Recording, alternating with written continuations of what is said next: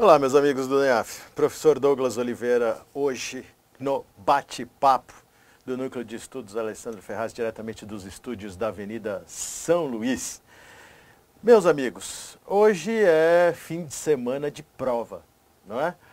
No domingo, amanhã, teremos os nossos alunos e futuros analistas do Ministério Público do Estado de São Paulo realizando certamente, não é, uma belíssima prova, e eu pessoalmente, como professor da matéria, não aceito menos que projeto gabaritando infância e juventude com sucesso total. E oxalá processo civil, processo penal e todas as outras disciplinas desse concurso. Então, desde já, uma excelente prova para vocês, alunos e amigos que prestarão a prova de analista jurídico do Ministério Público do Estado de São Paulo neste domingo. Pro pessoal que vai de Ministério Público da União, cuja prova, não é, prevista para 21 de outubro, ainda há muito tempo, ainda há muito que se fazer.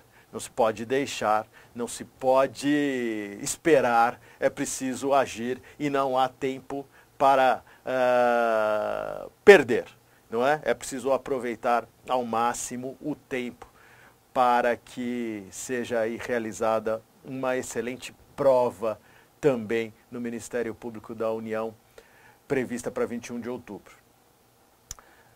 Meus amigos, semana passada, dia 19 de setembro, eu dei aula aqui, ao vivo, no presencial, e transmitido ao vivo, que fica gravado para assistir depois no curso extensivo especialmente para escrevente técnico judiciário. Hoje, inclusive, começou aqui um novo curso, né? O curso do Tribunal Regional Federal, também presencial, ao vivo, transmitido ao vivo, e depois fica gravado para quem não está na turma presencial, para quem não assistiu ao vivo, pode assistir depois, fica gravado.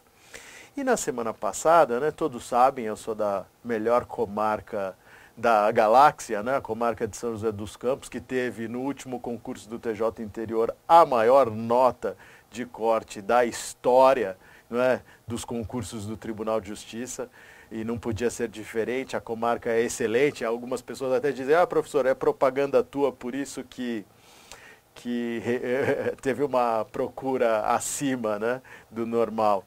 Mas o fato é que, para dar aula aqui e para evitar riscos de congestionamento, de trânsito, como nós entramos ao vivo, né, então temos horários a cumprir, e eu tenho aí 100 quilômetros de rodovia Presidente Dutra, depois mais alguns quilômetros de Marginal Tietê, depois Tiradentes, ou seja, um trajeto sujeito ao tráfego. Então, na sexta-feira passada, aliás, na quarta-feira, perdão, não foi sexta, na quarta-feira, eu saí às 3 da tarde para dar aula aqui às 7 da noite. E dei aula das 7 até às 10h30, que é o horário dessa turma. E na volta, me deu um sono, mas me deu um sono.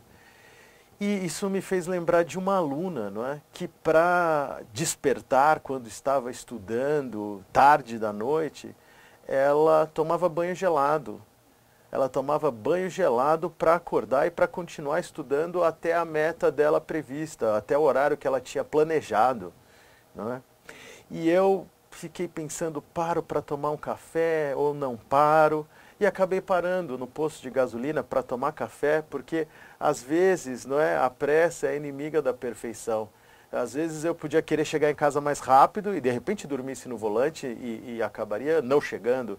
Então, parar no posto, né, vai atrasar a chegada, mas às vezes esse é o momento que nós precisamos para recuperar as energias para seguir em frente, não é? Então, às vezes, continuar estudando, quando não está rendendo mais, talvez não seja a melhor opção. Às vezes é preciso parar, não é?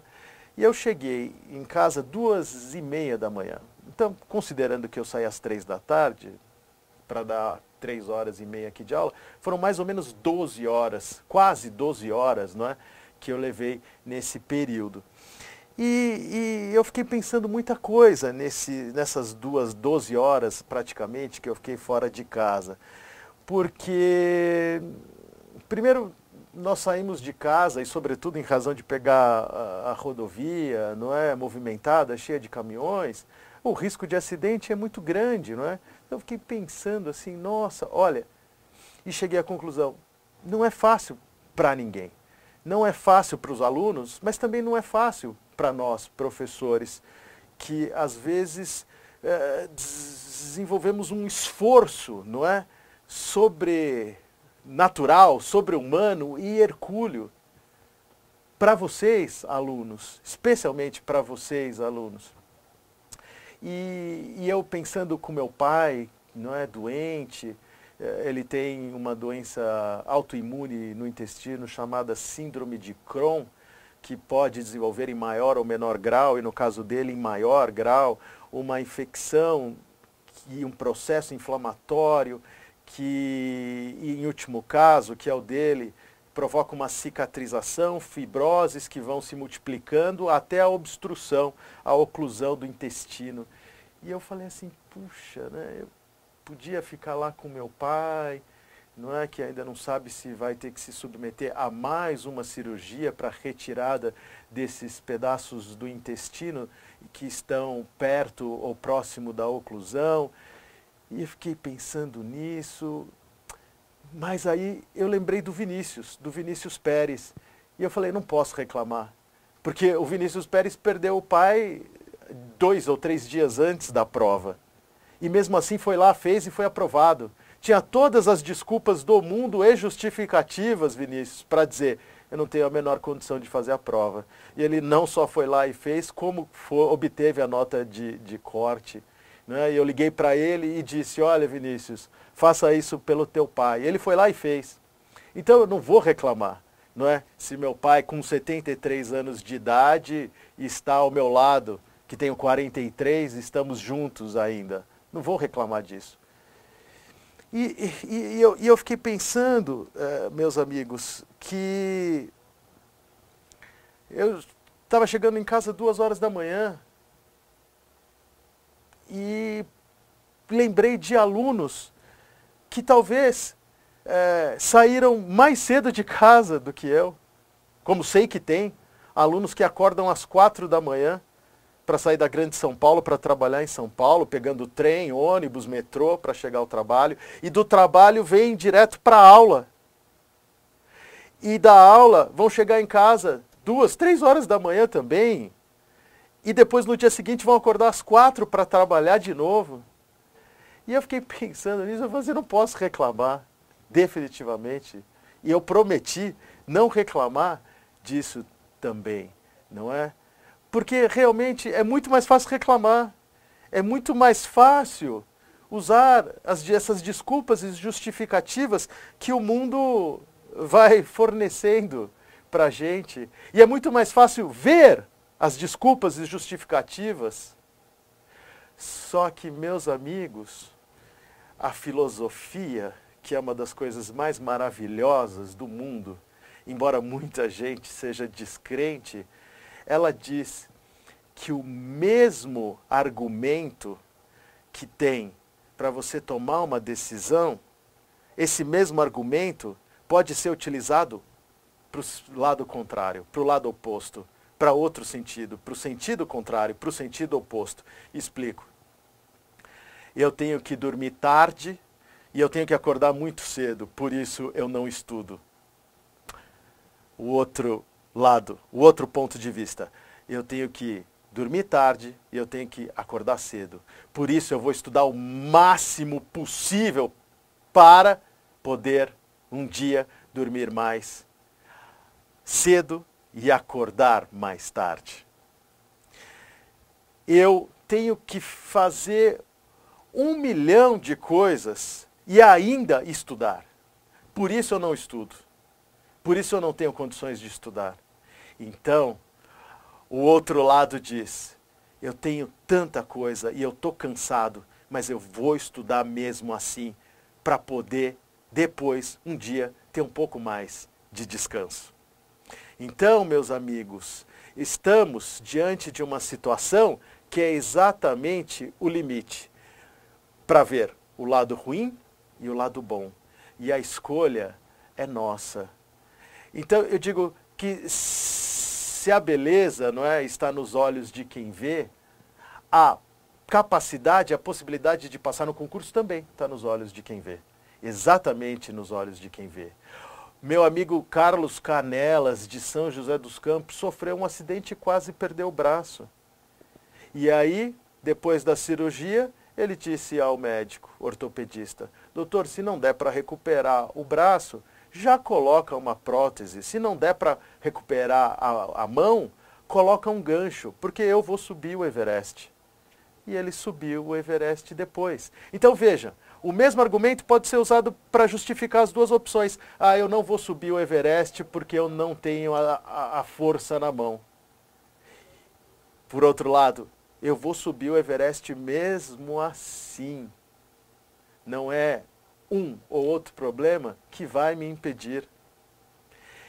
E ontem, vindo para cá, para mais uma aula de normas da corregedoria, não é? Eu sempre que uso a música lá para pensar na vida e para ficar acordado também, não é? Porque dá sono, não tem jeito, todo mundo tem sono.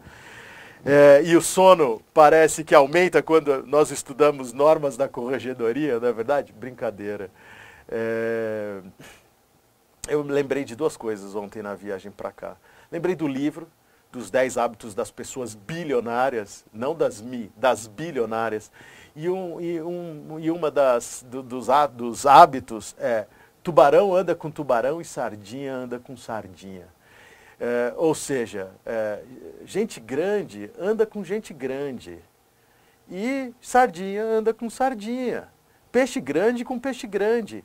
E me fez lembrar do Mário Sérgio Cortella, que diz, olha, você tem que andar com gente que tenha algo a te oferecer. Você tem que andar com gente que tenha algo a te ensinar, que você possa aprender. E aí o Mário Sérgio Cortella fala, olha, se você é o melhor cara da sua turma, provavelmente a sua turma é errada. Porque você tem que estar numa turma com gente melhor que você, para te puxar. Não gente que te abaixe, que te torne pequeno, mas gente que te levante, gente que te faça pensar grande, gente que te ensine, que te faça melhor. E eu queria dizer, meus amigos, que uma das músicas que tocou lá no meu rádio, na vinda para São Paulo ontem, era Echo and the Bunnymen. Putz, quando eu nasci, eles já faziam sucesso. E a música é a Nothing Lasts Forever, ou seja, nada dura para sempre. Então, meus amigos, é exatamente isso. Nada dura para sempre. E todo esse sacrifício que você precisa encontrar uma maneira de estudar como nunca estudou na vida.